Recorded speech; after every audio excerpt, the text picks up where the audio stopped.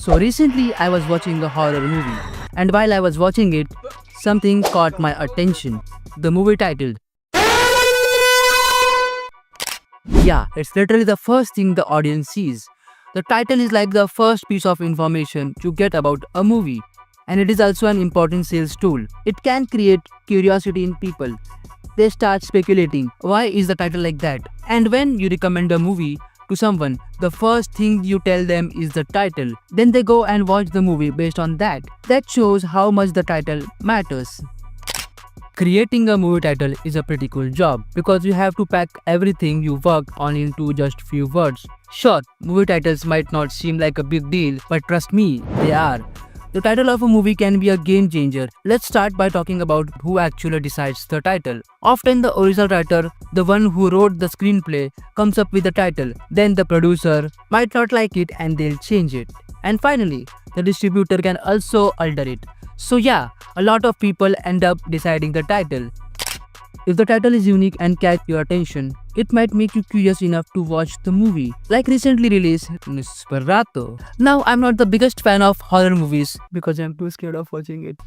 But just because I was curious why the movie was called Nosferatu, I end up watching it. And that curiosity is all because of the title. See, movie titles may seem insignificant, but how they are used can totally impact the movie. A title can give you clue about the movie's genre. Is it going to be an action flick, a horror movie, or maybe it will make you to say, yeah, I'm definitely not watching this one. But seriously, the title matters. Take The Edge of Tomorrow for example. Marketing wasn't the best and the title wasn't great either.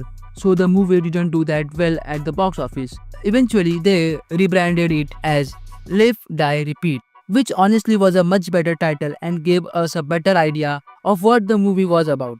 Many movies drop hints about their plot through their titles. Some of them are super direct, and some you only understand after watching the movie.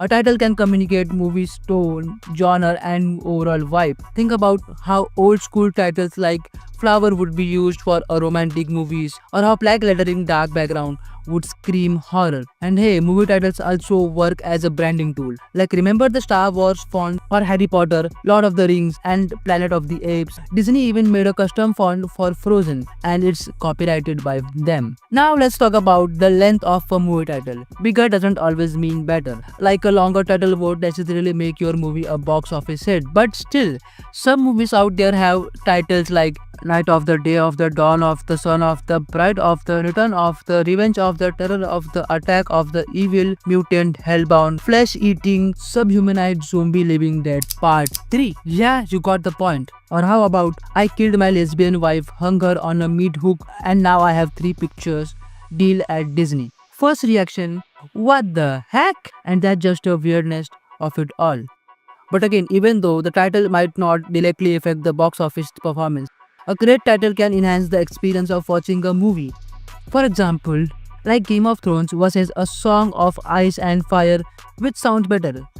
Clearly, Game of Thrones. And you know, some movies even change their titles when releasing internationally, like Harry Potter and the Sorcerer's Stone in the US versus the Harry Potter and the Philosopher's Stone in the UK, or Die Hard in the US versus the Die Hard 4.0 elsewhere. Titles change depending on where the movie is being released. Now, while we are on the subject of titles, let's talk about the title sequence.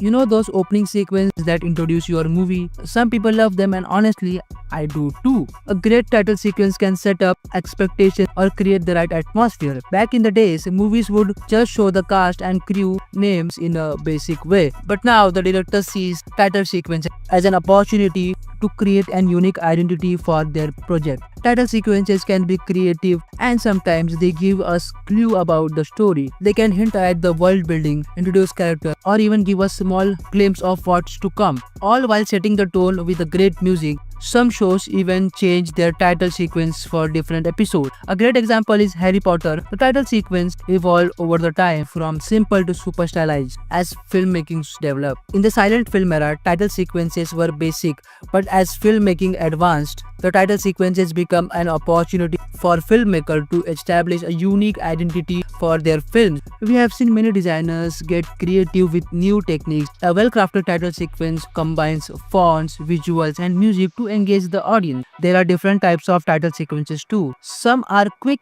and to the point, lasting about 12 seconds or less. They use metaphors, colors, and sometimes abstract designs or 3D models. There are even animated title sequences like the iconic one from James Bond or Spider-Man. Some movies and shows have the cool title sequences, so keep an eye out for those. By the way, I have a task for you. Do let me know in the comments how many times I have said title in the video. I hope you will guess it right. And you know, when you think about it, life itself is a lot like a movie title. They come and go before even you realize. But in your life's movie, you are the main character. You decide if it is going to be a hit or a flop. So stop worrying about what people thinks. Because as someone wisely said, laugh and the world laughs with you. Weep and you weep alone. And I think I took that from Old Boy.